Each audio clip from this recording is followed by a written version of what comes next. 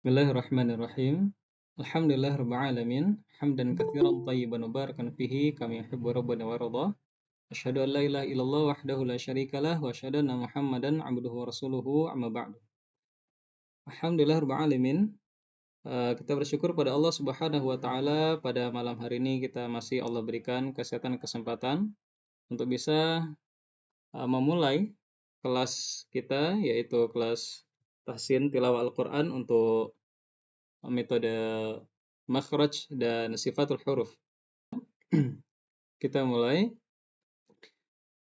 Nah, pada malam hari ini kita akan membahas tentang makhrijul huruf dan sifatul huruf. Ya, sebelumnya Anda ucapkan selamat bergabung kepada Bapak dan Ibu sekalian, para peserta kelas tahsin tilawah Al-Qur'an. Di sini sudah masuk banyak peserta ya. Nah, dari berbagai macam daerah dan juga berbagai macam usia ya. Nah, bahkan ada yang sampai dari Arab Saudi ya. Nah, Masya Allah. Kemudian juga di antara peserta ada juga yang sudah berusia 60 tahun ya. Masya Allah nih ibu-ibu kita ini anak anggap seperti orang tua sendiri. Nah, mohon doakan supaya kami diberi keistiqomahan Ibu ya dalam mempelajari Al-Qur'an kita semua. Semoga Allah mudahkan dalam mempelajari Al-Qur'an. Baik, kita mulai. Nah, baik di sini kita akan bahas tentang mengapa kita mempelajari tahsin tilawah Al-Qur'an. Baik, sekarang kita mulai dari sini. Nah, secara tatbik atau prakteknya, sebetulnya kita diperintahkan untuk mempelajari cara membaca Al-Qur'an. Kenapa? Karena membaca Al-Qur'an itu sendiri adalah sesuatu yang disyariatkan. Karena Al-Qur'an tersebut berisi petunjuk ya tentang bagaimana cara kita menjalani kehidupan dunia. Nah, tentunya apabila tidak mampu kita membacanya, maka kita tidak akan mampu untuk memahaminya. Namun, kewajiban tersebut bertingkat-tingkat. Nah, baik. Nah, kemudian secara nawari atau secara pengetahuan ya, mendalami cara membaca Al-Qur'an itu fardu kifayah saja. Nah, jadi kita mempelajari cara membaca Al-Qur'an itu hanya sekedar agar kita tidak jatuh kepada kesalahan yang merubah makna. Nah, kalau sampai merubah makna, maka ini bisa fatal akibatnya. Seperti itu. Baik, sekarang kita langsung masuk ke sini. Tahsin tilawah Al-Qur'an. Baik, nah ada tahapan dalam mempelajari tilawah Al-Qur'an. Nah, hal ini sebagaimana disebutkan oleh Syekh Dr. Aiman Rusdi Suwaid ya, dari Suriah. Beliau mengatakan bahwasannya ketika ditanyakan ya tentang langkah di dalam mempelajari ilmu tajwid ya, maka beliau mengatakan ya langkah pertama di dalam kita mempelajari Al-Qur'an bahwasanya Al-Qur'an yang tersusun ya dari 114 surah ya itu bagian terkecilnya adalah huruf. Nah, kita bisa baca perkataan beliau bahwasannya surah itu tersusun dari beberapa ayat. Kemudian ayat tersusun dari beberapa kalimat, sedangkan kalimat itu sendiri tersusun dari beberapa kata. Nah, kemudian kata tersusun dari beberapa huruf. Bahkan ada yang tersusun dari satu huruf. Nah, baik. Nah, maka huruf adalah bagian terkecil dari bangunan Al-Quran. Nah, seperti itu. Maka kita mulai dari mana mempelajari Al-Quran ini? Kita belajar dari bangunan terkecilnya. Baik. Nah, Allah memilih bahasa Arab sebagai bahasa Al-Quran. Nah, maka setiap muslim wajib untuk melatih lisannya. Sekarang kita lihat di sini perkataan Al-Imam Ibnu Jazari rahimahullahu taala. Beliau mengatakan, "Idh wajibun 'alaihimu muhattamu qabla asy-syuru'i awwalan ay ya'lamu." Nah, maksudnya apa? Wajib ya bagi orang yang hendak membaca Al-Quran secara mutlak sebelum memulai hendaklah pertama kali mereka mempelajari. Apa yang dipelajari? Yang dipelajari adalah makharijal hurufi was sifati liyal fidhu bi as-sahil lughati. Nah, ini adalah tujuannya. Inilah tujuannya. Kita mempelajari makhraj huruf dan sifatnya agar dapat melafadzkan huruf demi huruf dengan bahasa yang paling fasih. Tayyib. Nah, jadi kita mempelajari makhraj dan sifat itu agar kita bisa fasih dalam mengucapkan. Kenapa? Kalau kita tidak fasih, maka nanti akan jatuh kepada banyak kesalahan. Nah, ini tidak kita inginkan. Kenapa? Karena kesalahan di dalam baca Al-Quran tentunya itu akan menyebabkan kesalahan di dalam pemahaman. Nah, salah dalam pemahaman maka akan menyebabkan kesalahan di dalam pengamalan. Seperti itu. Nah, maka nanti akan berbeda jauh sekali. Kalau apabila pengamalannya sudah salah, maka nanti hasilnya juga salah. Yang tadinya kita ingin mengharapkan pahala, justru kita mendapatkan dosa. Baik. Nah, sebelumnya tadi di awal Ana ingin mungkin membuka dengan beberapa faedah ya di dalam mempelajari Al-Quran seperti itu, kemudian dalam menuntut ilmu. Namun karena Ana melihat di sini kita padatkan ya materinya, jadi tidak banyak mungkin yang bisa kita secara muqaddimah ya. Maka di sini kita bahas yang inti-intinya saja. Yang terpenting adalah Rasulullah SAW ya mengatakan bahwasannya khairukum man ta'allama al-Qur'ana wa 'allamahu. Sebaik-baik kalian adalah orang yang mempelajari Al-Qur'an dan mengajarkannya. Nah, di sini Ibnu Qayyim Al-Jauziyah mengatakan bahwasannya mempelajari Al-Qur'an dan mengajarkannya itu dari dua sisi. Pertama, mempelajari cara baca dan mengajarkan cara baca. Inilah yang sedang kita lakukan. Kemudian sisi yang kedua adalah mempelajari makna dan mengajarkan maknanya. Nah, ini adalah tujuannya. Jadi, kita baru bisa memahami makna apabila kita sudah mampu membaca. Jadi, membaca ini adalah sarana. Jadi, sebetulnya yang kita pelajari ini adalah sarana. Namun tujuannya adalah agar kita bisa memahami apa makna kandungan dari Al-Quran tersebut. Nah, seperti itu. Maka tentunya berbeda antara orang yang belajar ketika masih kecil dengan yang sudah dewasa itu berbeda.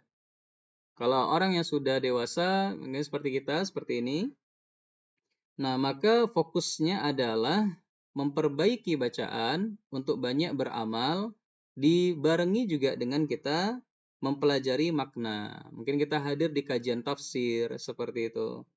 Nah, agar kita bisa mengamalkannya. Nah, berbeda halnya dengan anak kecil yang mungkin target untuk pencapaiannya bukan itu, ya, hanya sekedar bisa membaca, ya, kemudian habis membaca menghafal seperti itu. Nah, maka yang jadi tujuan utama dari mempelajari Al-Quran ini adalah maknanya. Taib. Nah, sekarang kita lanjutkan. Nah, sekarang kita lihat dalam mempelajari sarana ini, bagaimana cara Rasulullah SAW? Maka beliau di sini disampaikan ya bahwasannya bacaan beliau ya dari Ummul Mukminin Ummu Salamah radhiyallahu anha, bahwasannya bacaan Rasulullah sallallahu alaihi wasallam itu memutus-mutus. Artinya waqaf, waqaf ya. Berhenti, kemudian lanjut berhenti. Seperti itu. Contoh misalnya alhamdulillahi rabbil alamin, berhenti. Kemudian ar-Rahmanir Rahim, berhenti. Kemudian lanjut lagi. Seperti itu. Tayyib. Nah, namun berarti nggak boleh disambung. Boleh. Boleh saja disambung. Namun kalau kita ingin cari bacaan terbaik, maka kita perhatikan tempat-tempat berhenti. Tujuannya apa? Agar tadi maknanya tidak berubah. Karena yang ingin kita cari adalah makna. Seperti itu. Makanya nanti setelah kita mempelajari ini, tahapan selanjutnya adalah kita mempelajari. Jadi awal kita mempelajari ini huruf, kemudian makhraj, kemudian sifat, kemudian hukum tajwid, kemudian nanti naik lagi ke level berikutnya, kita mempelajari cara baca yang sudah bagus ini, di mana sih tempat berhentinya? Karena pasti kan kita nanti membaca ada berhentinya. Kapan kita berhenti? Kapan kita memulai? Di mana kita memulai? Kemudian bagaimana cara memulainya? Nah, itu semua nanti bertahap. Seperti itu. Taib. Nah, maka dari itu, ya apabila kita tidak memulainya, maka ini sangat sulit kita untuk mencapai bacaan yang optimal seperti itu. Namun bukan berarti kita harus memaksakan diri berlebihan, karena Allah Subhanahu wa taala tidak menjadikan Al-Qur'an ini sebagai sesuatu yang memberatkan. Baik. Nah, namun selayaknya ketika kita sudah diamanahkan Al-Qur'an oleh Allah Subhanahu wa taala, maka kita berusaha mempelajarinya dengan baik, kemudian mengamalkannya, ya. Ini juga nasihat untuk diri anak pribadi. Kemudian juga kita mengajarkannya seperti itu. Itulah tanda kita mencintai Al-Qur'an. Baik, nah, kemudian dari Ummu Salamah juga bahwasannya, ya, beliau mengatakan bahwasannya bahwa Rasulullah SAW itu memperjelas huruf demi huruf, berhenti, kemudian memperjelas huruf demi huruf. Kalau kita lihat di banyak perkataan para ulama qiraah bahwasannya Rasulullah SAW itu sifat bacaannya adalah memberikan hak setiap huruf. Jadi kalau huruf ini punya hak untuk ada udaranya, maka dikasih udara. Apabila dia mengalir, maka mengalir seperti itu. Jadi pelan-pelan membacanya. Taib. Nah, kemudian Ibnu Jazari mengatakan bahwasannya wal akhdhu bit tajwidi hatmun lazimu man lam yujawwidil Qur'ana atimu. Nah, mengamalkan tajwid hukumnya wajib secara mutlak bagi seluruh muslim mukallaf. Siapa saja orang yang sengaja tidak mengamalkan tajwid saat membaca Al-Quran, maka ia berdosa. Nah, di sini ada catatan. Taib. Ada kata sengaja. Nah, sengaja tidak mengamalkan tajwid, maka dia berdosa menurut Ibnu Jazari. Maksudnya gimana? Jadi Ibnu Jazari ini adalah seorang ulama ahli membaca Al-Quran.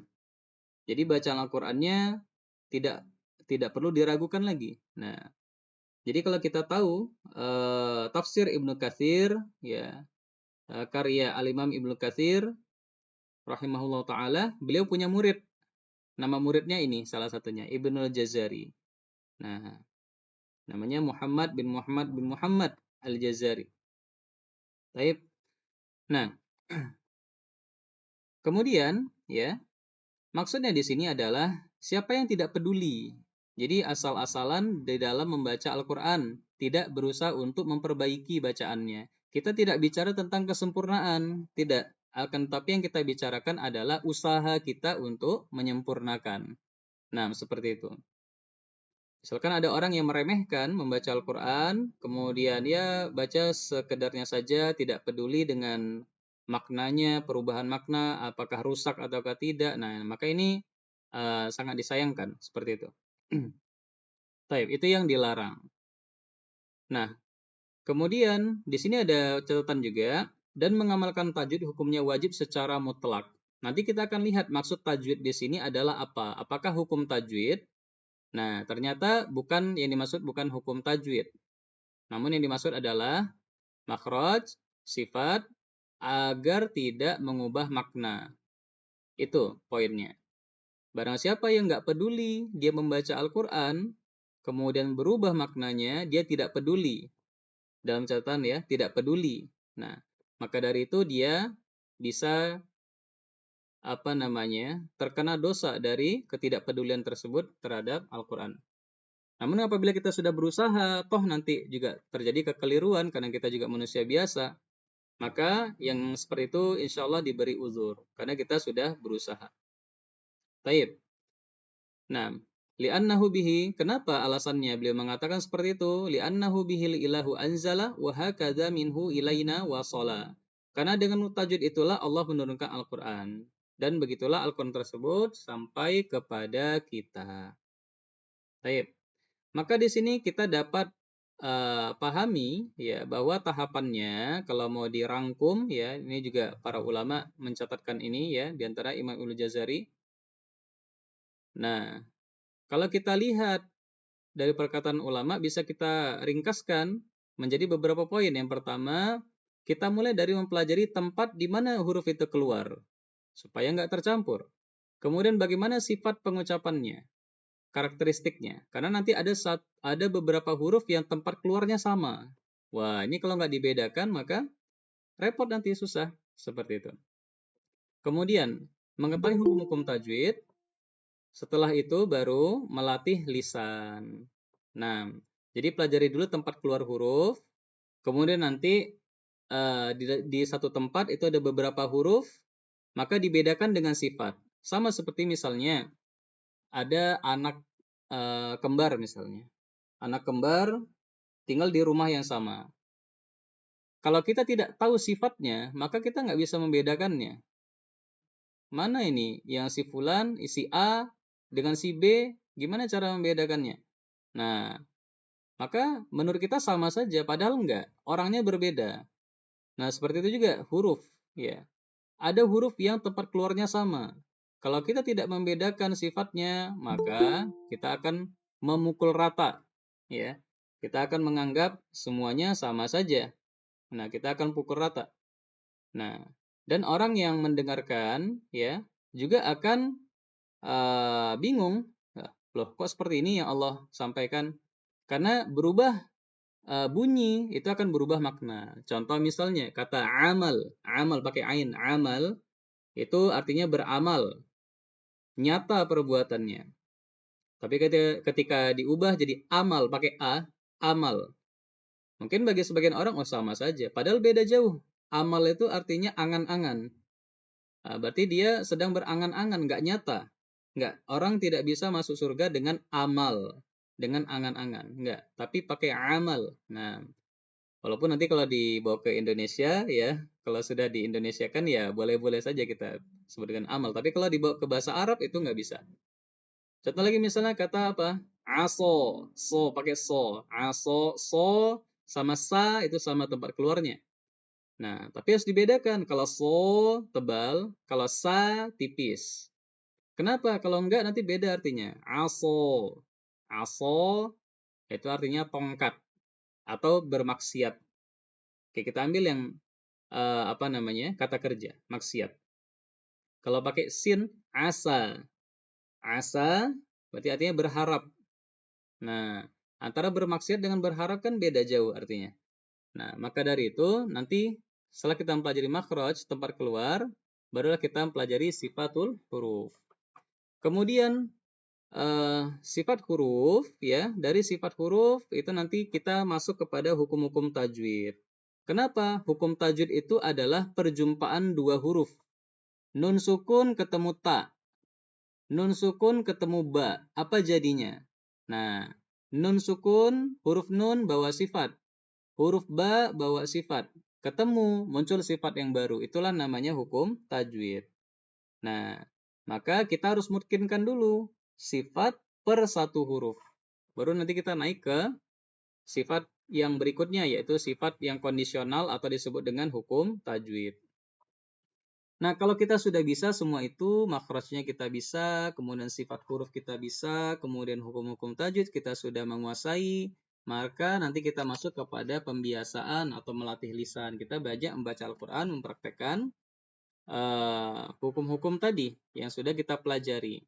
Apakah di depan guru ataukah sendiri, seperti itu. Baik. Nah, satu lagi ini pelengkapnya talaki dengan ustadz atau masyayikh. Nah, sekarang tujuan kita mempelajari bacaan yang benar itu apa? Nah, untuk menghindari terjadinya lahan. Apa itu lahan? Itu kesalahan dalam membaca Al-Quran.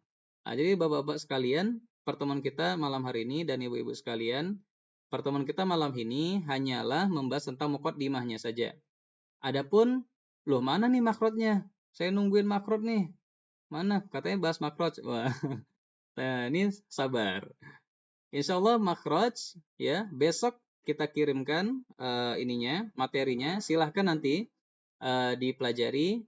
Kemudian juga kami menyarankan agar menghafal tempat-tempat keluar hurufnya. Kemudian insya Allah di hari Sabtu ya kita akan kirimkan materi tentang sifat. Nah, silakan dipelajari, kemudian dihafalkan sifat-sifat huruf, kemudian beserta dengan hurufnya. Nah, karena kalau kita ingin bisa mengambil jalan pintas untuk segera mungkin di dalam membaca, maka kita nggak bisa lepas dari menghafal. Kalau kita ingin segera mungkin dalam praktik, maka kita tidak bisa lepas dari menghafal. Nah, menghafal ini adalah senjatanya. Nah, gitu.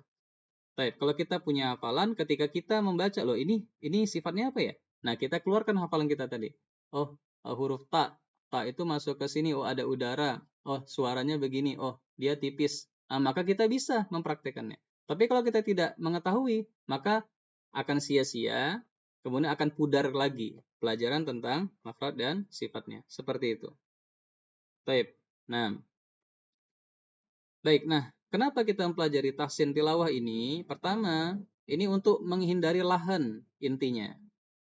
Baik.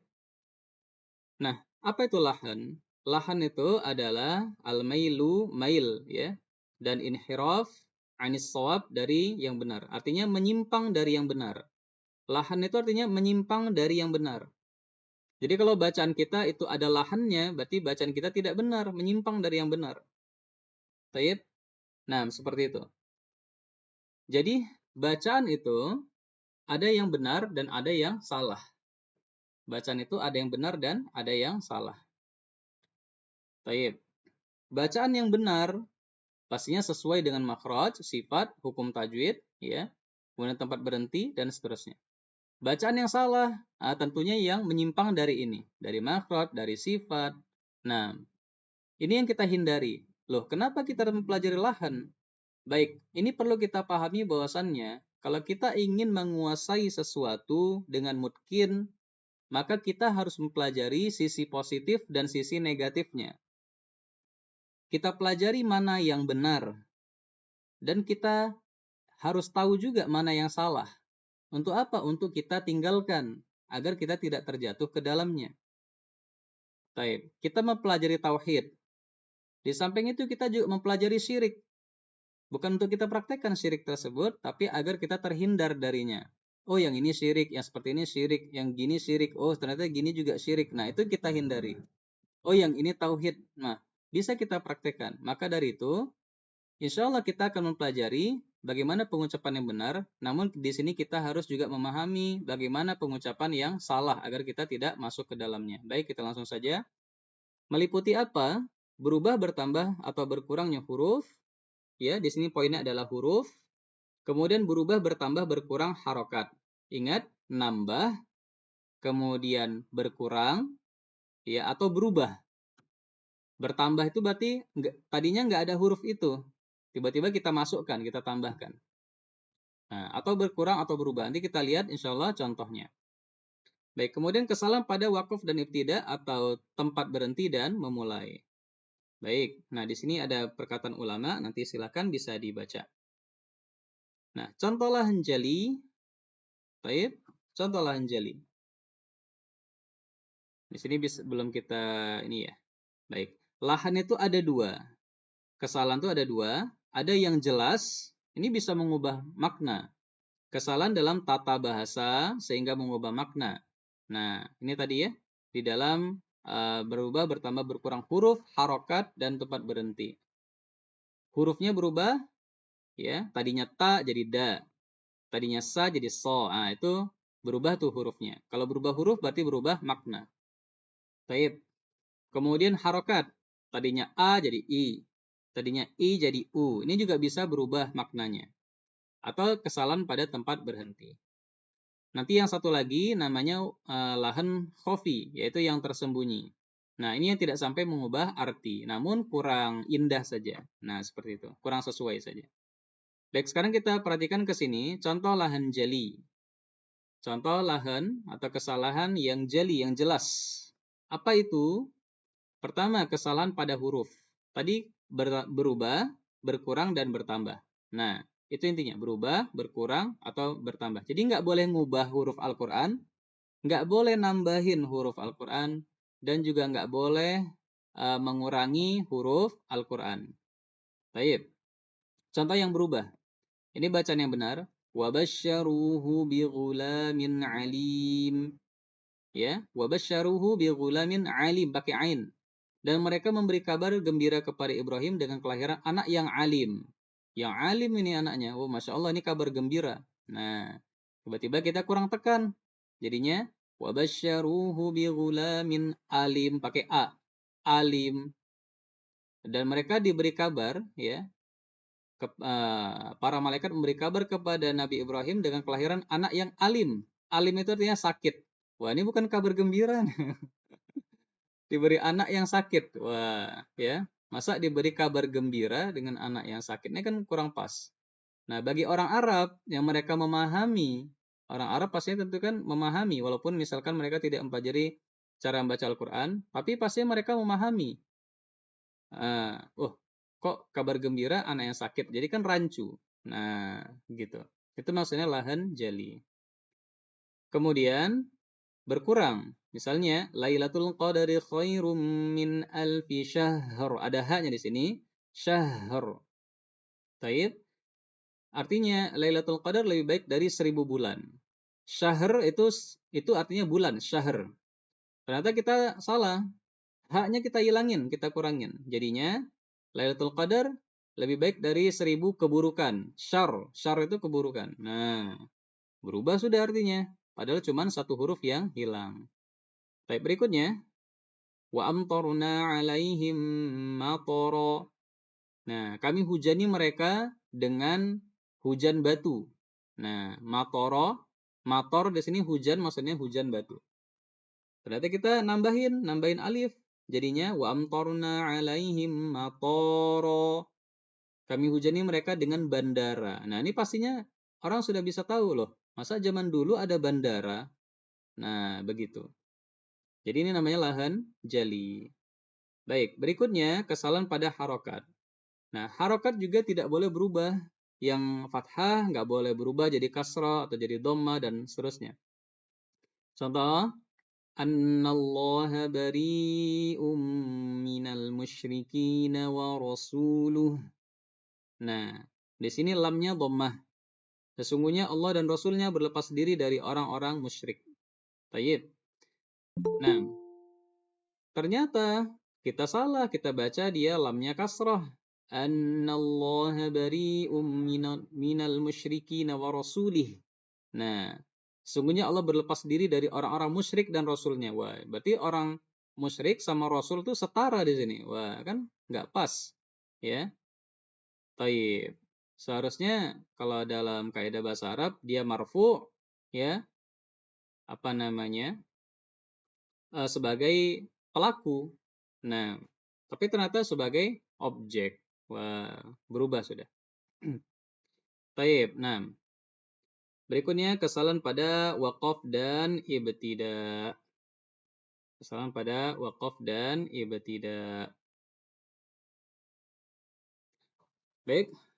Nah, bagaimana itu? Yaitu salah pada tempat memulai dan berhenti. Contoh, ya ayyuhalladzina amanu la taqrabus salata wa antum sukara. Baik. Hai orang-orang beriman, janganlah kamu salat sedang kamu dalam keadaan mabuk. Wa antum sukara, dalam keadaan mabuk. Jadi ini satu paket. Orang beriman pada saat itu, jangan salat saat kamu dalam keadaan mabuk. Baik. Nah, ternyata kita salah, kita berhenti di sini. Maka jadinya ini yang salah. Ya ayyuhalladzina amanu la taqrabus shalah. Wahai orang beriman, janganlah kamu salat. Wah, ya kan? Ini kurang pas ini. Harusnya dilanjut dulu. Seperti itu. Baik, maka dari itu kita katakan bahwasannya kalau kita membaca Al-Qur'an, ada baiknya kita ikuti tanda-tanda berhenti yang ada di Al-Qur'an. Apabila ayatnya panjang, maka kita bisa mengambil daruratnya. Kita berhenti di mana yang kita sanggup, kemudian kita mundur sedikit ke belakang, baru kita membaca kembali. Seperti itu. Baik. Berikutnya, contoh lagi. Ini kesalahan pada memulai. لقد سمع الله قول الذين قالوا إن الله فقير ونحن أغنياء. Nah, sungguh Allah telah mendengar perkataan orang yang mengatakan, sesungguhnya Allah miskin dan kami kaya. Ini perkataan mereka. Ternyata sama kita misalnya diputus di sini kata qalu. Laqad sami'allahu qaulal ladzina qalu. Sungguhnya Allah telah mendengar perkataan orang-orang yang mengatakan, baru kita langsung mulai dari sini. Innallaha faqiru wa nahnu aghniya. Sesungguhnya Allah miskin dan kami kaya. Nah, ini kan nggak pas. Harusnya kita mulai dari kata qaulu. Mereka berkata, sesungguhnya Allah miskin dan kami kaya. Bukan kita mendeklarasikan bahwasannya Allah miskin, naudzubillah, dan kami kaya. Nah, bukan, tapi ini perkataan mereka begitu. Maka dari itu, kalau dalam Al-Quran kita lihat ada tanda-tanda huruf mim kecil, waqaf lazim, ada baiknya kita ikuti saja. Ada qaf, ya kita ikuti saja. Nah, kenapa? Untuk menjaga makna. Baik, berikutnya, lahan khafi. Nah, lahan khafi ini kesalahan tersembunyi. Nah, kalau kita tidak mempelajari kaidah-kaidah tajwid dan seterusnya, maka kita tidak bisa memahaminya karena memang dia tidak mengubah arti. Kita rasa itu pas-pas saja, tapi ternyata salah. Nah, baik, contoh misalnya alhamdu, alhamdu, huruf lam dan mim ini memantul. Alhamdu. Nah, gitu sering tuh. Alhamdu. Padahal lam tidak ada sifat qalqalah, mim nggak ada sifat qalqalah. Harusnya nggak boleh memantul. Tapi kalau misalkan dibaca begitu, alhamdulillah. Nah, maka ini tidak mengubah arti. Begitu. Cuman kurang enak aja didengar. Baik. Berikutnya, waqab. Waqab harusnya ada pantulannya. Malah jadinya waqab. Ya, waqab. Nah, maka ini masuk lahan khofi. Tidak mengubah arti. Intinya tadi tidak mengubah arti. Begitu. Kemudian ja'a. Kemudian di sini dibaca panjang 4 atau 5 harokat. Ternyata kita pendek bacanya. Ja'a. Ja'a.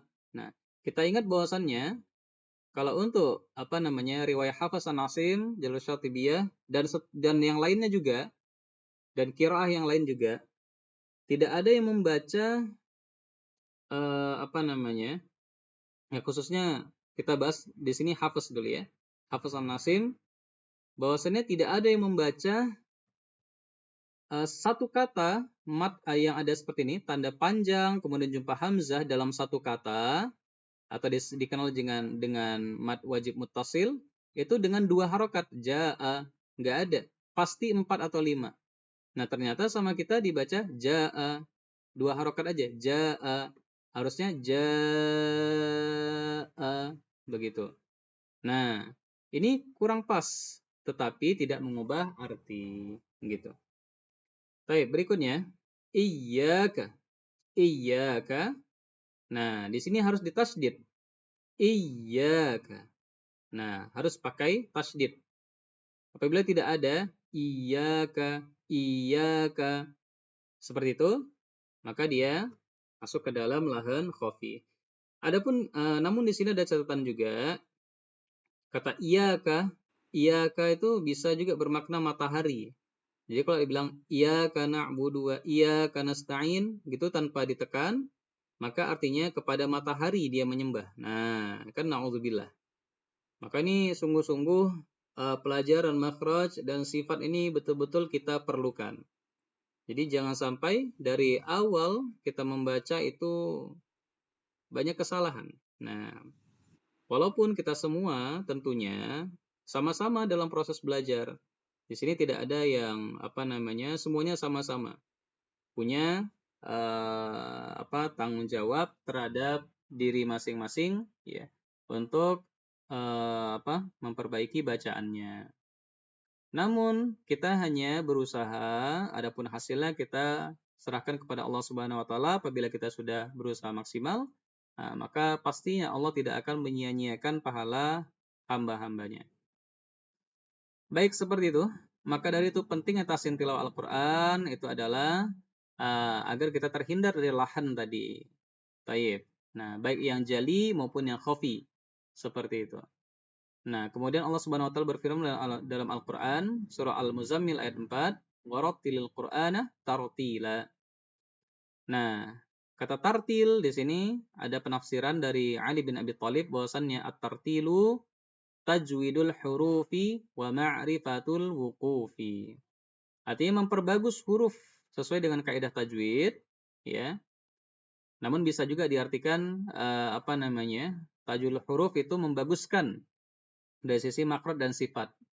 Tayyib. Nah, intinya tadi, intinya jangan sampai berubah makna, itu saja intinya. Wa ma'rifatul wuquf, dan mengetahui tempat berhenti yang tidak mengubah, sehingga tidak mengubah arti. Maka dari itu Ibnu Jazari mengatakan ya tentang tajwid, wal akhdhu bit tajwidi hatmun lazimu wa man lam yujawwidil qur'ana athimu. Ini sudah tadi yang kita bacakan. Kenapa? Li'annahu bihil ilahu anzala wa hakadha minhu ilaina wasala. Karena dengan tajwid itulah Al-Qur'an diturunkan kepada kita. Wa huwa aidan hilyatut tilawati wa zinatul ada'i wal qiraati. Karena tajwid ya membaguskan bacaan Al-Qur'an itu adalah merupakan penghias di saat kita membacanya. Nah, namun apa itu tajwid? Menurut beliau, tajwid adalah wa huwa i'taul hurufi haqqaha min sifatin laha wa mustahaqqaha. Nah, tajwid itu adalah memberikan setiap huruf haknya. Apa haknya? Berupa sifat-sifat dan juga mustahaknya. Mustahak di sini maksudnya adalah hukum tajwid. Nah, di sini dibedakan antara hukum tajwid dengan tajwid yang dimaksud di sini. Tajwid yang di sini maksudnya adalah tahsin. Nah, tahsin. Jadi, kalau kita ingin merincikan, ya, terkadang tajwid dengan tahsin itu dimaknai sama. Tajwid itu artinya membaguskan bacaan, tahsin juga artinya membaguskan bacaan. Nah, jadi bisa umum maknanya. Namun ada juga ulama qiraah yang merincikan. Kalau yang dimaksud dengan tajwid, misalkan gini, kamu belajar apa? Oh, saya paginya belajar tajwid, malamnya saya belajar tahsin misalnya. Oh, berarti ini dibedakan. Tajwid maksudnya adalah belajar teori, teori hukum-hukum tajwid. Tahsin maksudnya adalah belajar prakteknya. Nah, gitu. Namun ala kulli hal, intinya dari semua ini adalah sifat huruf dan makhraj. Nah, begitu. Adapun mustahaknya yaitu hukum-hukum tajwidnya itu nanti menyusul. Baik. Nah, berikutnya bagaimana cara membaca Al-Qur'an yang benar? Yaitu waraddu kulli wahidin li aslihi wal lafdhu fi nadhirihi kamitslihi. Yaitu kita baca huruf tersebut pindah-pindah dari satu huruf ke huruf yang lain, ya. Keluar dari satu makhraj atau tempat keluar ke tempat keluar yang lain, ya, pindah-pindah hurufnya. Namun, ya, tetap harus konsisten. Kita jaga sifat-sifat hurufnya. Misalkan huruf ini tipis, ya dia tipis terus, jangan nanti terpengaruh jadi tebal. Contoh misalnya huruf waw. Waw ini kan tipis, wa, wa. Nah, ini bisa terpengaruh jadi tebal. Contoh misalnya di surah Al-Ikhlas. Qul huwallahu ahad. Qul huwa. Wa. Di situ ada wa. Wa ketemu huruf lam yang tebal. Nah, terkadang ada yang membaca jadi tebal. Huwa. Huwallahu. Ini namanya tidak konsisten. Harusnya kalau dia tipis, dimanapun dia tetap tipis. Begitu. Kemudian mukammalan min ghairi ma takallufi bil lutfi fin nutqi bila ta'assufi. Ya, menyempurnakan bacaan dari sisi makna dan sifat ya tanpa berlebihan. Seperti itu. Dalam pengucapannya tanpa meremehkan. Tayyib. Jadi kita mempraktekkan makna dan sifat ini ya, tentunya nanti harus ada majelis sendiri. Jadi majelis kita ini hanya dasar saja untuk pembuka ya tentang makhraj dan sifat. Adapun nanti untuk prakteknya, nanti Bapak dan Ibu sekalian, ya, semoga nanti Allah mudahkan. Apabila nanti ada majelis membaca yang khusus untuk pemungkinan makhraj dan sifat, nanti bisa diikuti dimanapun itu. Baik. Nah, baik. Namun perhatikan di sini, kalau kita sudah mempelajari, maka kata beliau pesannya adalah walaisa bainahu wa baina tarkihi illa riyadatu mri'in bifaqhihi. Enggak ada bedanya antara orang yang sudah belajar dengan yang tidak belajar kalau apa? Kalau dia tidak mengamalkan ilmunya. Nah, seperti itu. Baik. Nah, maka dari itu kita mempelajari untuk kita amalkan seperti itu. Baik. Nah, ini adalah fungsi dari tahsin tilawah Al-Qur'an. Baik. Kita ingat bahwasannya di sini 2 poin ini sebetulnya banyak sekali keutamaan Al-Qur'an. Ya tentunya ya diri ana ini tidak mampu untuk menyebutkan seluruhnya ya. Karena ilmunya yang sangat tidak bisa diperhitungkan seperti itu. Nah, namun di sini ada 2 poin ya yang mungkin bisa kita ingat bahwasanya Rasulullah SAW bersabda, "Innallaha yuhibbu ay yuqra'al Qur'anu kama unzila." Sesungguhnya Allah menyukai Al-Qur'an dibaca sebagaimana dahulu diturunkan. Baik, jadi harus sesuai dengan bagaimana cara Rasulullah SAW membacanya. Tentunya Rasulullah nggak mungkin bacaannya jelek, nggak mungkin, nggak fasih, nggak mungkin. Nah, tentunya kita berusaha untuk mendekati bacaan beliau. Walaupun nggak mungkin 100%, ya setidaknya kalau kita bisa 5% dari bacaan beliau yang sempurna itu, Masya Allah, ya. Atau mungkin kita bisa 10% atau bisa naikkan lagi menjadi 15%, ya. Yang penting intinya kita berusaha. Seperti itu. Baik. Nah, kemudian ini bukti iman seseorang adalah apabila dia peduli ya kepada Al-Qur'an, ya. Alladzina atainahumul kitab yatlunahu haqqa tilawati ulaika yu'minuna bih, ya. Yaitu apa? Orang-orang yang telah kami beri kitab dan mereka membacanya sebagaimana mestinya, ya. Mereka itulah orang-orang yang beriman kepada Al-Qur'an tersebut, ya. Jadi haqqat tilawah, ya memberikan hak bacaan, begitu. Baik, nah sebelum kita lanjut, kira-kira ada yang mau tanyakan? Silakan langsung dibuka saja mic-nya. Silakan Bapak dan Ibu sekalian, apabila ada yang mau bertanya.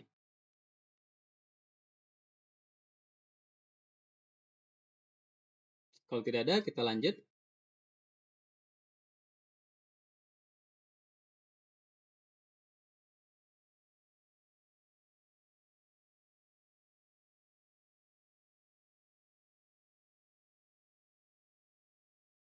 Tidak ada? Baik, sepertinya tidak ada ya. Nah, baik. Nah, kalau gitu kita lanjut dulu. Nah, jadi ini kita sampai dengan pukul 10. Nah, kebetulan ini kita pakai yang free ya. Google Meet-nya. Jadi nanti kalau misalkan terputus, silakan nanti masuk kembali dengan link yang baru. Baik. Nah, semoga masih semangat semuanya. Kita lanjut di sini.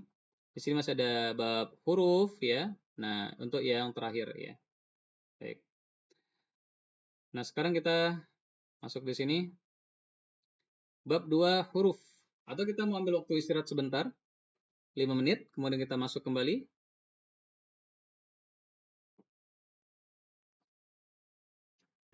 Afwan Ustadz, Ana izin bertanya. Silakan, silakan. Tadi kan lahal jali itu ada kesalahan di wakaf ibtidah ya Ustadz. Iya. Terus Silakan. Ana pakai Quran Madinah wakaf ibtidah. Nah terus Ustazah Ana itu pakai Quran Indonesia Ustadz. Nah terus Ana di apa ya? Karena wakaf ibtidanya beda, itu bagaimana Ustaz? Oh iya, dengan ustazah tersebut disampaikan bagaimana Ibu? Wakaf ibtidanya bukan di situ gitu, karena dia kan Quran Jawa Indonesia. Nah, Madinah Ustaz. Oh iya, baik. Baik. Nah, sebelumnya kita harus pahami dulu bahwasanya di dalam uh, tulisan Al-Qur'an itu banyak versi. Baik, kita bermuara dari rosemnya dulu ya. Dari tulisan batang tubuh Al-Qur'annya. Nah, dari batang tubuh Al-Qur'an itu sendiri sebetulnya ada 2 mazhab penulisan. Nah, ada mazhab namanya Abu Amr Ad-Dani. Satu lagi ada mazhabnya muridnya itu Abu Daud Sulaiman Ibnu Najah. Nah, itu muridnya. Nah, untuk Al-Qur'an standar Madinah itu pakainya mazhab Abu Daud Sulaiman Ibnu Najah, sedangkan untuk Mushaf Indonesia itu standarnya mengikut pada mazhab Abu Amr Ad-Dani. Ini dari sisi rosemnya, ini sudah beda. Walaupun nggak banyak perbedaan juga, nah namun di sini ada perbedaan. Baik, nah kemudian, nah itu dahulunya tidak ada tanda-tanda baca. Masih gundul begitu. Bahkan tidak ada tanda wakaf begitu. Kemudian setelah itu para ulama qiraah, ya, mereka melihat bahwasannya, dan ulama dhabt tanda baca itu melihat bahwasannya penting untuk diberi tanda baca. Nah, jadi sebetulnya kalau kita melihat di bagian belakang mushaf Madinah itu dituliskan dari mana sumber rujukan peletakan tanda wakaf dan ibtidanya. Tanda wakaf ya, tanda wakafnya dari kitab mana. Nah, itu biasanya at-Tiraz ya, nanti bisa dicek kembali. Nah, di situ dicantumkan. Nah, tentunya antara mushaf Indonesia beda rujukannya, menggunakan pendapat dari ulama yang lain. Nah, karena kan intinya adalah kita tidak merubah makna. Tidak merubah makna. Nah, adapun tingkatan para ulama tanda baca meletakkan wakaf, ya, tanda wakaf itu bertingkat-tingkat. Nah, itu bertingkat-tingkat. Baik. Nah, ada menurut ulama yang satu, yang bagusnya sih di sini berhentinya. Nah, seperti itu. Ada ulama yang lain mengatakan bahwasannya, oh enggak, yang bagusnya di sini, ini disambung saja. Nah, seperti itu. Nah, jadi yang mana yang benar? Kita katakan, kalau ada rujukan ulamanya, maka semua insya Allah bisa digunakan. Nah, seperti itu. Baik. Nah, maka kita bisa mengamalkan apa yang ada di mushaf Madinah, apa yang ada di mushaf Indonesia, seperti itu. Baik. Namun, memang kalau misalkan kita sedang mempelajari ya dengan seorang guru, ada baiknya apabila kita pakai mushaf yang sama, begitu. Sehingga kita lebih pakem gitu ya. Nah, di dalam mempelajari bacaan, kemudian juga tempat-tempat berhentinya, seperti itu. Walaupun kita katakan mempraktekkan tanda baca, tanda berhenti ya, tanda berhenti di dalam akun tersebut ya, itu tidak wajib juga. Jadi kalau misalkan ada tanda qaf, huruf qaf, dianjurkan berhenti. Itu kan anjuran. Kalau kita nggak berhenti, ya nggak apa-apa. Nah, seperti itu. Sehingga nggak bisa kita salahkan juga kalau orang yang lanjut baca di situ. Oh, nggak boleh, ini harusnya berhenti. Nggak boleh. Nah, jadi Uh, asalkan dia ada rujukannya, maka tidak mengapa dipraktekkan seperti itu. Allahu ta'ala a'lam. Ya, silakan ada lagi kira-kira. Baik Ustaz, jazakumullah khair. Silakan ada lagi. Ustaz, Ana izin bertanya. Silakan. Ana mau tanya yang terkait lahan jali sama lahan kafi. Lahan Untuk jalin. Nah, kan tadi salah satunya tuh kan yang kesalahan yang lahan jali ya yang Ustaz yang belum yang masih hurufnya masih dibaca sama kayak huruf ain dan hamzah masih dibaca sama. ya. Nah, kalau misalkan seseorangnya itu dalam prakteknya ketika membaca huruf ain dan hamzah atau huruf-huruf lain yang biasa dibaca mirip gitu, dalam prakteknya misalnya dia bacanya berbeda tetapi masih masih belum benar makhrajnya atau belum sempurna, itu masuknya ke lahan jali atau lahan kafi ya Ustaz? Baik. Barakallahu fikum. Nah, jadi apabila ada seorang yang belum sempurna pengucapannya, masuknya ke lahan jali atau khafi. Nah, sekarang kita lihat dari efek yang ditimbulkan dari bacaannya. Apabila efek dari bacaannya tersebut menimbulkan kesalahan yang mengubah makna, maka itu masuk kepada lahan jali. Nah, kemudian apabila kesalahan itu tidak mengubah makna, maka masuknya ke lahan khafi. Baik. Nah, namun gimana? Jadi gimana kalau saya sudah berusaha tapi tetap ternyata masuknya lahan jali? Nah, berarti ya sudah nggak apa-apa. Kan kita berusaha semaksimal kita.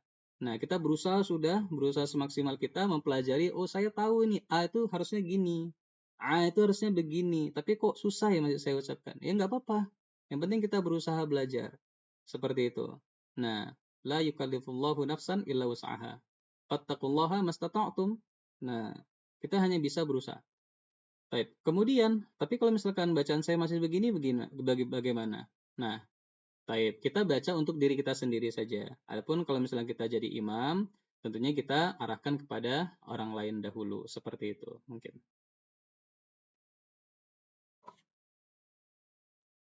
Jazakallah khair Ustaz jawabannya.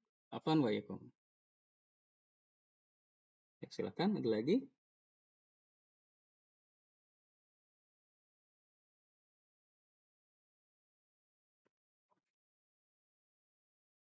Ini kita ada satu materi lagi tentang huruf. Afwan mau Ya, tanya. silakan Bu.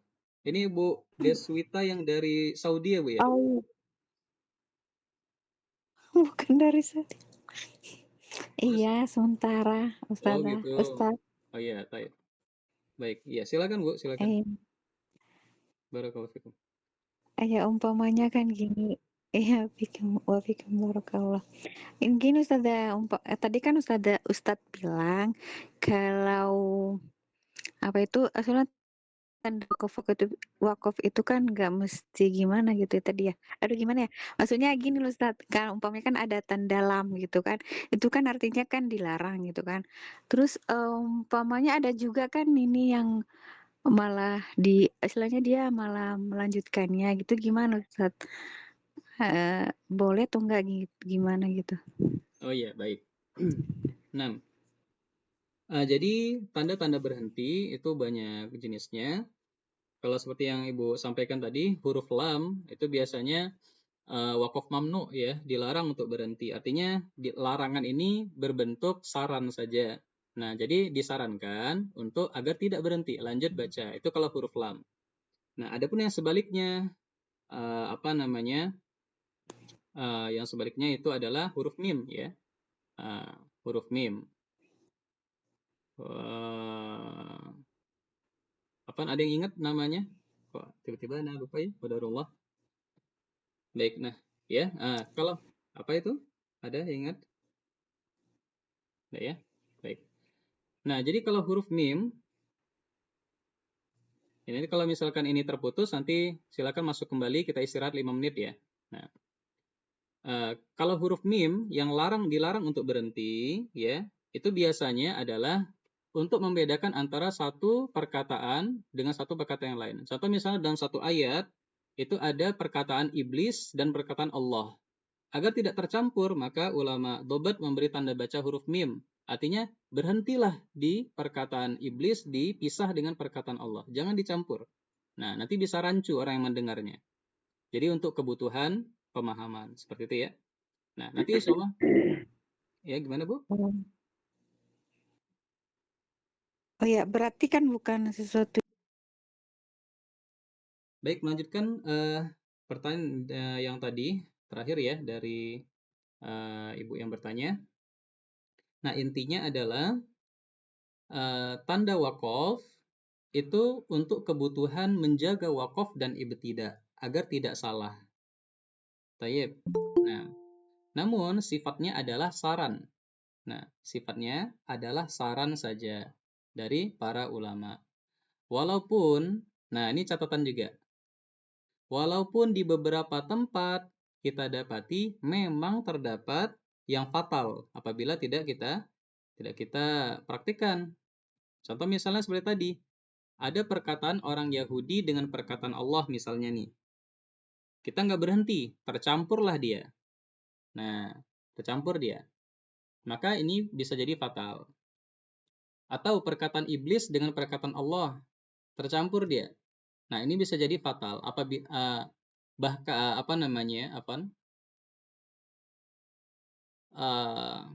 Bahkan apabila kita melanjutkan secara tidak sempurna. Misalnya kita lanjut ada 2 kalimat dalam satu ayat, kalimat Allah dengan kalimat iblis misalnya. Kita lanjut, ternyata kita potong di tengah. Kita potong di tengah-tengah, tidak sampai tuntas, nggak sampai akhir ayat. Jadi kalau kita mau sambung terus, berhentilah di akhir ayat. Tapi ternyata di tanda wakaf tidak kita amalkan. Kemudian akhir ayat juga tidak kita amalkan. Nah, maka ini ditakutkan, dikhawatirkan bisa jatuh kepada kesalahan. Maka dari itu kalau saran dari kami adalah apabila ada tanda wakaf, maka diamalkan saja. Seperti itu. Nah, supaya apa? Supaya kitanya juga nyaman, ya.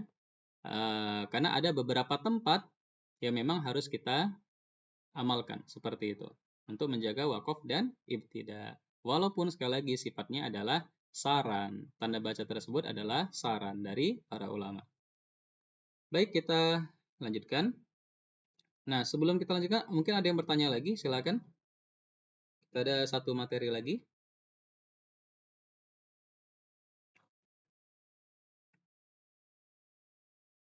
Sini sudah 14 orang ya.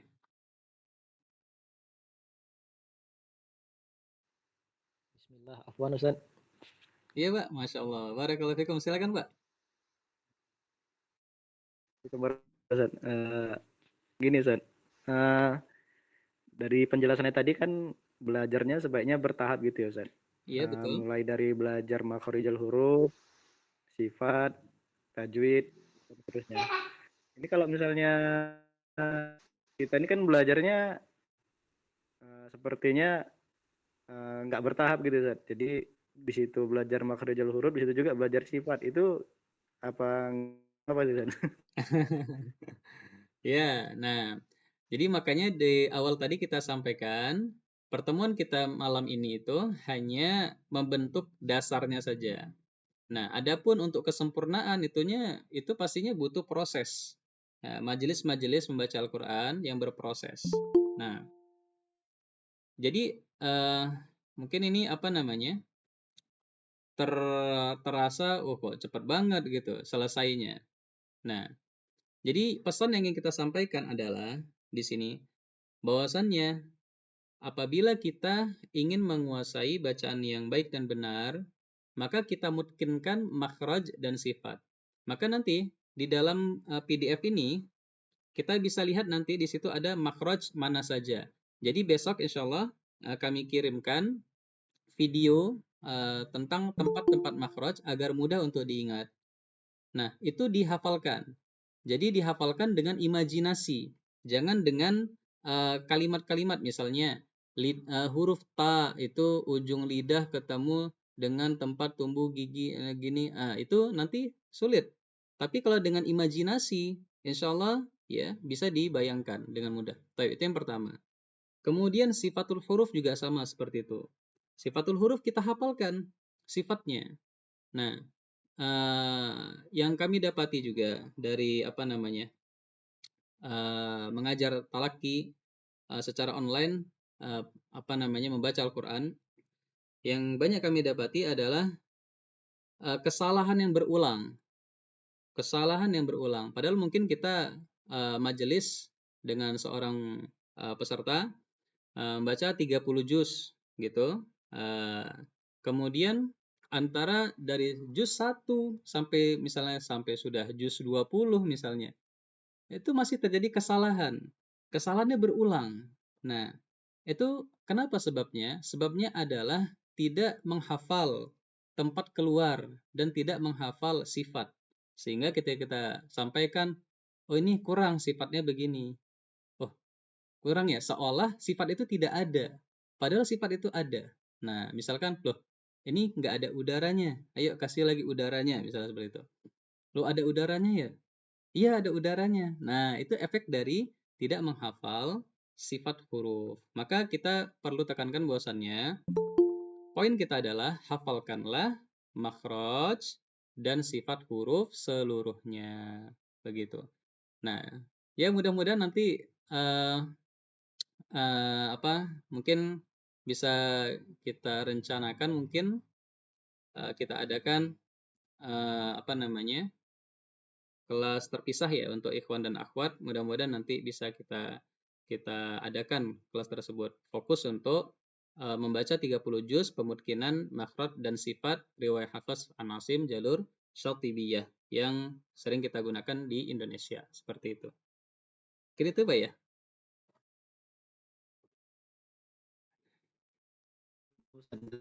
Ustaz. Apaan Pak? Waalaikum. Baik. Baik, kita lanjut dulu. Yang berikutnya, setelah nanti kita coba buka sesi tanya jawab lagi. Baik, nah kita sekarang masuk.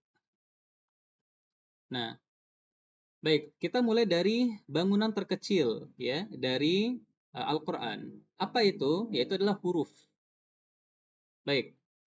Nah, huruf dalam bahasa Arab ya, kalau kita sedang berbicara membaca Al-Qur'an, ilmu baca Al-Qur'an, maka tinjauannya dua. Huruf abjadiyah sama huruf hijaiyah. Nah, ini karena kita sedang bicara suara. Baik, kita sedang berbicara huruf yang kita suarakan. Maka ada dua, huruf abjadiyah sama huruf hijaiyah. Nanti kalau kita masuk pelajaran bahasa Arab misalnya beda lagi. Misalnya di situ ada dua juga, huruf ma'ani sama huruf mabani. Nah, ada huruf yang punya makna, ada huruf yang tidak punya makna. Itu kalau dari sisi bahasa. Kita bicara sekarang dari sisi membaca. Kalau dari sisi membaca, ada namanya huruf abjadiyah. Apa itu? Yaitu huruf yang digunakan dalam penulisan angka. Jadi kita bacanya itu nggak perlu fasih-fasih banget, karena dia tujuannya adalah untuk menunjukkan angka. Seperti angka Romawi. Angka Romawi kan I itu 1, I2 itu 2 gitu kan. X itu 10 dan seterusnya. Kalau dalam bahasa Arab juga ada A, Ba, Jim, Dal, Ha, Wa, Zai. Ya. Nah, A itu 1, Ba itu 2, dan seterusnya. Ya, atau sering disingkat abjad, hawaz, hutti, kalamun, sa'fos, dan seterusnya. Baik, nah, itu adalah huruf abjadiyah. Nah, kalau itu bebas saja. Kalau yang itu bebas saja. Mau kita baca dia fasih, tidak fasih, itu bebas saja. Nah, namun ada golongan kedua, yaitu huruf hijaiyah. Nah, inilah yang kita baca dalam Al-Quran. Maka harus kita mutkinkan pengucapannya agar tidak mengubah arti. Baik. Nah, huruf al-mantuqah atau yang biasa terbaca ya, yang digunakan dalam percakapan ya, itu ada 29 huruf. Nah, di sini kita lihat kalau yang sering dibaca oleh orang Indonesia, dihafal orang Indonesia kita ya, biasanya kita menambahkan di sini hamzah di ujungnya ya. Hamzah ya gitu ya. Ha waw lam alif hamzah ya. Baik. Nah, kita katakan itu kurang tepat. Kenapa? Karena hamzah itu sendiri bukan huruf yang asli. Baik, sekarang kita perhatikan di sini. Inilah huruf-huruf yang asli. Ini sebetulnya kepala hamzah ini nggak ada ya. Ini nggak ada. Jadi hanya alifnya saja. Alif, ba, ta, sa, jim, ha, kha, dal, zal, ro, zai, sin, shin, dan seterusnya sampai ha, waw, lam, alif, ya. Ini adalah huruf-huruf hijaiyah. Baik. Nah, ini semestinya ana tulis alif saja ya. Nggak perlu ada kepala hamzahnya ya. Baik. Nah, mungkin ini perlu pakai catatan juga ya. Bisa dicatat mungkin. Kita bahas. Nah, semua ini adalah huruf hijaiyah. Maka kita harus mempelajari bagaimana pengucapannya. Sesuai dengan tempat keluarnya. Bagaimana juga sifat hurufnya. Baik. Nah, sekarang kita lihat di sini. Kita bahas sedikit ya. Di sini ada alif, di sini juga ada alif. Lam alif. Baik. Sebetulnya di sini lam, di sini di sini alif, di sini alif juga. Ini huruf yang sama sebetulnya, bentuknya sama, Jadi harusnya begini susunannya. Alif, ba, ta, sa, jim, ha, kha, dal, zal, ro, zai, sin, shin, shad, dan seterusnya. Kemudian ha, waw, alif, ya. Jadi alifnya harusnya 2 kali. Alif, di sini alif. Sudah? Nah, baik. Loh, jadi gimana cara membedakannya? Nah, yang menyusun ini ya Nasr bin Asim ya dengan perintah dari Abul Aswad Ad-Du'ali ya. Itu beliau perintah dari Al-Hajjaj bin Yusuf As-Saqafi, yang beliau ini adalah murid dari Nasr bin Asim, murid dari Abul Aswad Ad-Du'ali. Nah, jadi di sini awalnya itu beliau tuliskan alif, di sini alif. Nah, namun kan nggak bisa dibedakan. Nah, baik. Alif yang pertama itu namanya adalah alif, kalau kita mau bilang hamzah lah ya. Nah, alif hamzah. Nah, sedangkan yang ini namanya alif mat. Mat dia juga cuma bisa untuk jadi panjang aja. ba, ta, sa, ja, la. Nah, itu namanya alif mat. Baik, ya sedangkan yang pertama ini adalah hamzah. Oke. 6. Nah, kemudian di masa tersebut itu belum ditemukan kepala hamzah seperti ini. Nah, belum ditemukan kepala hamzah seperti ini. Itu baru ditemukan di masa setelahnya oleh Al-Khalil bin Ahmad Al-Farahidi. Nah, di masa setelahnya itu. Baik. Nah, maka cara ulama saat itu membedakan antara huruf yang satu dengan yang lain dengan ditambahkannya huruf penggandeng. Nah, ini pakai la. La. Kenapa huruf lam? Ya, yang biasa sering bersambung dengan alif itu lam. Ya, misalnya ada alif lam Qamariyah, alif lam Syamsiyah. Yang sering itu alif sama lam. Maka disandingkanlah di sini la. Nah, seperti itu. Baik. Nah, jadi susunannya adalah hamzah, awal itu hamzah. Hamzah, ba, ta, sa, jim, ha, kho, seterusnya. Kemudian ha, waw, alif mat, ya. Begitu. Tapi agar kita mudah untuk menghafalnya, kita baca alif. Alif, ba, ta, sa, jim, ha, kho. Kemudian di sini waw, lam, alif, ya. Nah, maka harus dibedakan. Jadi intinya adalah, yang mau Anda sampaikan intinya, yang pertama ini alif hamzah, yang ini alif mat. Begitu. Hamzah di sini nggak ada. Hamzah itu sudah di awal. Nah, hamzah itu sudah di awal. Nah, jadi inilah huruf hijaiyah. Baik, sekarang huruf hijaiyah inilah huruf yang asli. Aslinya huruf itu ini, ada 29. Nah, ternyata nanti di dalam Al-Quran, ketika kita membaca, loh kok ada lafaz-lafaz yang beda nih cara bacanya. Harusnya nun, baca jelas an. Tapi ternyata kok samar-samar ya? Emangnya di sini ada huruf nggak ada. Nah, atau misalkan nanti majereha e. Di sini mana huruf e? Nggak ada. Nah, maka ini namanya huruf yang asli. Ada 29 hurufnya. Baik, nanti ada bunyinya yang berbeda, maka kita sebut dengan huruf hijaiyah yang far'i, yang cabang. Jumlahnya ada 8 huruf. Baik, kita bahas. Apa itu? Pertama, hamzah musahhalah. Ya. Kalau agak terasa ngantuk, mungkin bisa berwudu ya. Mohon maaf ini agak kemalaman ya. Nah, jadi mohon bersabar ya. Mudah-mudahan pahalanya lebih besar. Baik. Pertama, hamzah musahhalah, yaitu hamzah, dia hamzah tapi dibaca musahhalah dengan tashil atau dimudahkan, digampangkan cara bacanya. Jadi enggak 100% kelihatan ya. Baik, pada riwayat Hafs an Asim nanti bisa dilihat lafaz-lafaznya ada 4.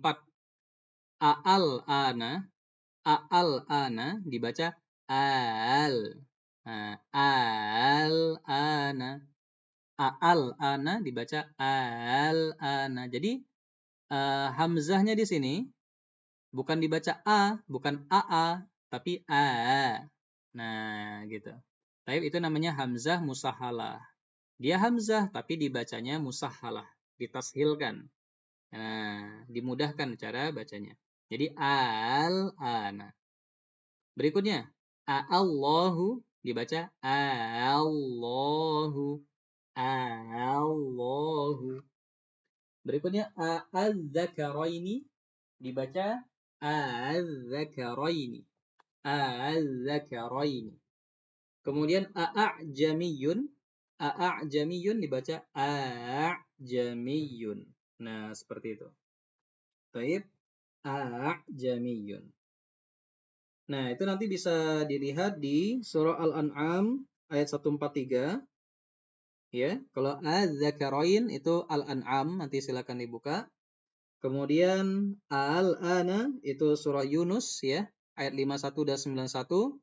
Kemudian Allahu surah Yunus juga. Nanti bisa dibuka halaman ayat 59. Sedangkan a'jamiyun nanti bisa dibuka surah Fussilat. Nah, baik. Nah, itu yang ada di dalam Hafs an Asim yang kita baca. Riwayat Hafs an Asim yang kita baca. Ada 4 lafaz saja. Maka yang lain nggak boleh dibaca musahhalah. Misalnya, a'antum, A'antum asyaddu khalqan amis sama'u banaha. A. Nggak boleh dibaca antum. Nah, itu nggak boleh. Karena kita bacanya riwayah Hafs. Nanti kalau kita belajar riwayah lain, itu boleh. Ada pengaturan tersendiri. Baik. Nah, ini kita sedang bicara riwayah Hafs yang kita baca di Indonesia. Baik. Nah, itu namanya hamzah musahhalah. Dia beda pengucapannya dari huruf yang asli. Berikutnya alif mumalah, yaitu alif yang dibaca condong huruf E. Ya. Ada dua, ya. Ada yang kubro sangat condong sekali jadi E, ya. Dan ada yang tanggung jadi bukan E tapi E. Gimana itu? Ya. Contoh kalau yang kubro kita ada, riwayat kita ada di satu tempat surah Hud ya ayat 41. Bismillahirrahmanirrahim. Roha dibaca majreha. Majreha. Nah, gitu. Bismillahirrahmanirrahim. Pakai imalah kubro. Tempat lain ada nggak? Nggak ada, satu tempat ini aja. Nah, nanti kalau kita masuk riwayat Syu'bah atau riwayat lain, maka nanti ada banyak yang seperti itu. Setiap kata adraka misalnya dibaca adraka. Nah, wa ma adraka mal hutamah. Gitu. Baik. Nanti ada lagi yang baca Musa dengan Muse. Nah, seperti itu. Kalau di kita nggak ada. Di kita hanya ini. Hud 41 dibaca majreha. Begitu. Baik, kemudian ada yang imalah sughra. Imalah sughra ini seperti 4. Kita bilang 4. Nah, di kita nggak ada, adanya di Warsh An-Nafi dan yang lainnya. Contohnya wadduha dibaca wadduha, wadduha, gitu. Baik, jadi bukan wadduha. Kalau ha itu berarti pakai apa namanya? Alif ya, alif di sini dia yang asli gitu. Ini bukan ini Nah, maka namanya imalah, condong. Baik. Nah, itu yang agak beda bunyinya. Kemudian yang ketiga, shad yang condong ke zai. Kalau di kita nggak ada. Kalau di riwayat lain, contoh misalnya khalaf an hamzah, itu baca si masuk ke zai. Zi. Ihdinas zirata zi. Nah, masih shad juga, tapi masuk kecondong ke huruf zai. Zirata. Baik. Nah, maka dari sini nanti kita bisa tahu bahwasannya kita nggak boleh membaca itu nyerempet ke huruf-huruf lain. Karena nanti bisa, apa namanya, bisa lari dari riwayah. Nah, gitu. Baik. Nah, kita berusaha untuk, apa namanya, menetapi bacaan yang sempurna, seperti itu. Baik, berikutnya. Ya yang condong ke waw, huruf ya, tapi condong ke waw. Nah, contoh Warsh An-Nafi, qila. Kalau kita kan qila, biasa, qila. Nah, huruf ya-nya. Tapi kalau di Warsh, ya-nya dibaca condong ke waw. Qila. Nah, gitu. Qila. Wa qi. Nah, gitu. Baik. Nah, itu huruf yang keempat. Berikutnya huruf yang kelima, alif mufakhkhamah, yaitu alif yang dibaca tebal. Nah, setiap alif itu dia ngikut ke huruf tebal bunyinya. Kalau dia hurufnya tebal berarti dibacanya bukan A, tapi O. Udah masuk jadi O, jadi tebal. Contoh misalnya, kho tambah alif. Kho tambah alif jadinya kho. Bukan khoa. Enggak gitu. Tapi A-nya ikut tebal. Makanya dikatakan alif mufakhomah. Alif yang ikut tebal. Kho, so, do, ro, to, ko, zo, seperti itu. Baik, berikutnya lam mufakhomah, yaitu lam yang dibaca tebal. Nah, dia huruf lam tapi dibacanya tebal, yaitu contoh misalnya di kalau di kita nggak ada kecuali lafaz Allah, lo, itu dibaca tebal. Huwallahu, begitu. Baik, berikutnya Rasulullahi. Nah, seperti itu dibaca tebal lo. Jangan huwallahi, jangan. Tapi lo tebal. Baik. Nah, kalau di riwayat lain ada banyak ya lafaz ya. Kalau lam didahului huruf tebal, shad ya, maka dibaca tebal lamnya. As-shalah, loh, seperti itu. As-shalah. Nah, berikutnya nun sukun yang tidak jelas bunyinya. Misalnya apa? Huruf nun sukun yang hukumnya ikhfa hakiki, samar-samar, atau masuk idgham atau iqlab, berubah tandanya, seperti itu. Kemudian huruf mim sukun ya, yang juga dia tidak jelas bunyinya. Apa itu? Nanti kita lihat di hukum bacaan ikhfa syafawi dan idgham mimmi. Nah, jadi dia huruf mim tapi nggak jelas. Misalnya tarmihim bihijarahin bihim. Nah, jadi dia nggak tegas nggak tegas mim. Atau nun ya, misalnya antum, bukan antum, itu jelas. Tapi ini samar-samar. Maka ini namanya bunyi yang berasal dari huruf yang huruf hijaiyah yang far'i atau cabang begitu. Baik, nah selesai pembahasan kita sampai di sini. Insyaallah kita lanjutkan besok kepada makharijul huruf tapi via rekaman video. Mohon maaf ya, mungkin cuma ini saja materi yang bisa kita bahas secara live seperti itu. Tapi nanti kalau misalkan ada pertanyaan, tetap kita buka di grup untuk diskusi. Silahkan ditanyakan, insya Allah kita carikan jawabannya seperti itu. Baik, silakan. Kira-kira ada mau tanyakan sebelum kita tutup?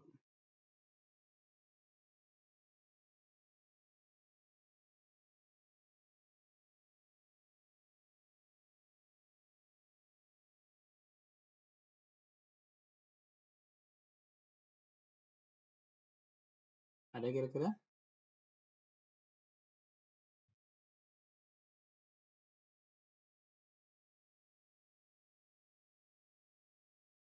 Baik, tidak ada. Baik, kita cukupkan kalau begitu. Semoga apa yang sedikit ini bermanfaat dan menjadi pemberat timbangan kita di sisi Allah Subhanahu wa taala. Mohon maaf atas segala kekurangan apabila ada kesalahan dalam penyampaian. Ana mohon maaf, dan kepada Allah ana mohon ampun. Allah dan Rasulullah SAW telah menyampaikan bacaan-bacaan yang benar ya, menyampaikan kepada kita, maka dengan itulah harusnya kita membaca Al-Qur'anul Karim. Nah, apabila ada bacaan yang salah yang ana sampaikan tadi ya, maka Allah dan Rasulnya terlepas dari kesalahan tersebut. Mungkin ini saja. Ada kira-kira pertanyaan sebelum kita tutup? Kalau nggak ada, beneran kita tutup ini.